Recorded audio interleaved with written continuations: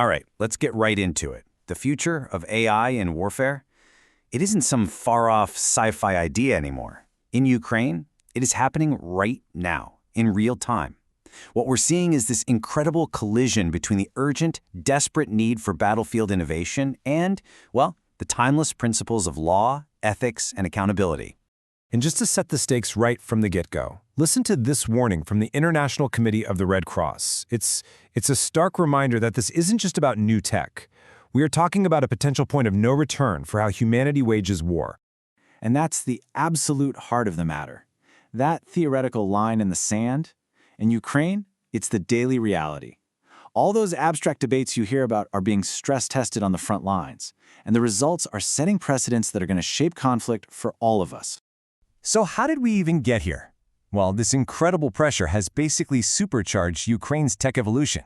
It's turned the country into a hub for AI-driven defense. So let's dig into that first. And get a load of this number. It shows you just how effective this technology is.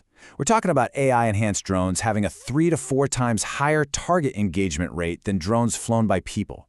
That's not just a small step up, it's a genuine game changer on the battlefield. And it's not just about attack drones, not by a long shot. You have to understand AI is a true force multiplier here. You've got autonomous swarms, real-time intelligence, cyber defense. It's even being used to document war crimes with facial recognition. It's woven into almost every single part of the defense effort. Take the Delta platform, for example. This is an AI-powered system that pulls in data from drones, satellites, you name it, and creates this single live map of the battlefield.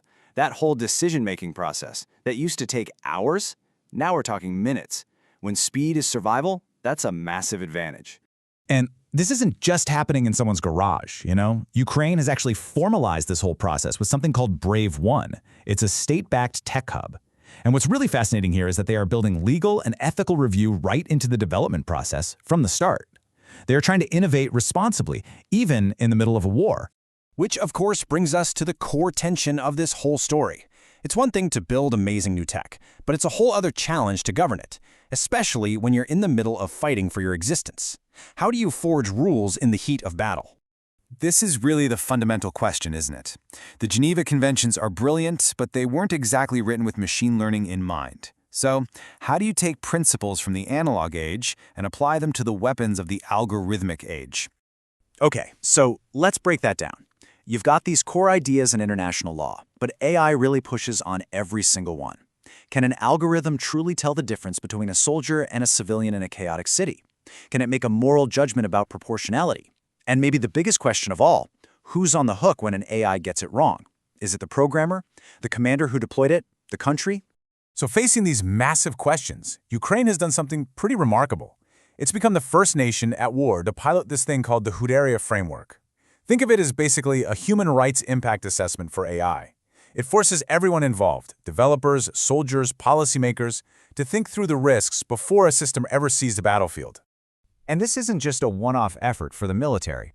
Ukraine has a national AI roadmap, and the goal is to align their entire tech world with democratic standards like the EU AI Act.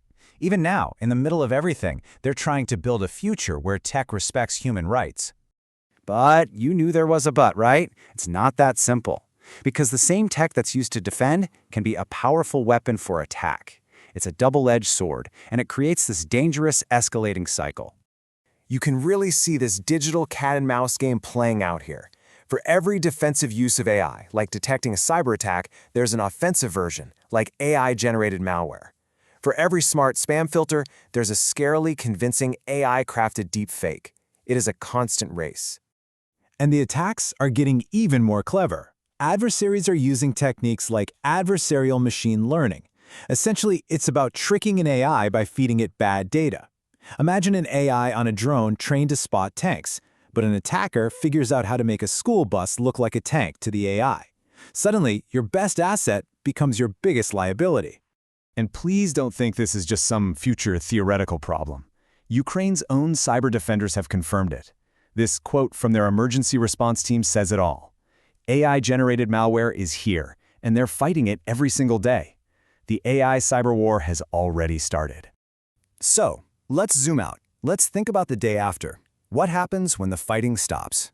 Because from an ethical standpoint, Some of the biggest questions aren't just about how these tools are used in war, but about the long shadow they cast over peacetime. This is the question that every democracy has to grapple with. When the emergency is over, what do you do with the incredibly powerful surveillance tools you built? It's the classic problem of mission creep. And the risks are huge. Tools built to track soldiers can be turned inward to monitor citizens. Biased algorithms can lead to terrible mistakes. We're already seeing ideas floating around, like a nationwide biometric monitoring system in Ukraine, that show just how fast a wartime tool can become a peacetime threat to privacy. This leads to a much bigger global responsibility. Ukraine is developing some of the most effective, battle-hardened AI on the planet. After the war, they're going to be a major exporter of this stuff, and that creates a massive ethical challenge. How do you make sure these powerful systems are sold with strong controls so they don't end up in the hands of regimes who would use them to oppress their own people? So where does all this leave us? Well, what's happening in Ukraine isn't just their story. It's a preview and a warning for the entire world. It's forcing a global conversation about creating standards, especially for exporting this kind of powerful technology. I mean, let's be real. A total ban on military AI just isn't going to happen. Authoritarian states certainly aren't going to stop developing it. So for democracies, the only real path forward is to lead the charge in creating a framework for responsible use, setting the rules of the road for how these systems are built, tested, and sold. And the lessons from this wartime laboratory are becoming crystal clear. You have to build ethics in from day one. You need strong civilian oversight. You have to align everything with international human rights law. And you must never, ever lose sight of that delicate balance between security and the very democratic values you're fighting to protect. And in the end, this is the question that Ukraine's experience puts right in front of all of us. The technology itself is just a tool. Its impact is going to be defined by the values we build into it and the rules we create around it. Is the future of AI in war going to be guided by accountability and human rights? Or is it going to be shaped by unchecked authoritarian